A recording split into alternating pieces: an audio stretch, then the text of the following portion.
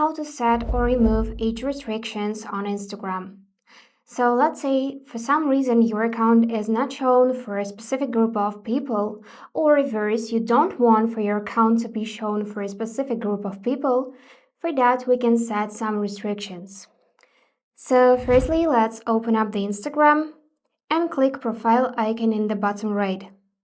Now tap the three lines to access settings and start scrolling down until Creator Tools and Controls.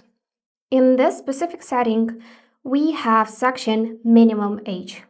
So simply tap on it, and now you can require people to be a certain age to see your account, including your profile, posts, and stories. So you can add default section, or by country, you can set a different minimum age in specific countries. Just choose any category, for example, default, and set minimum age. Let's say I don't want for my account to be shown for people under 18 years old. So I'm gonna set 18 and click done.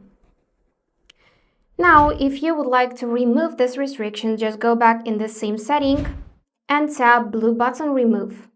Then click done to confirm, and that's it. If for some reason this setting is not available for you, then make sure you have professional account. So just go back in the setting, tap Creator Tool and Controls, and find option Switch Account Type.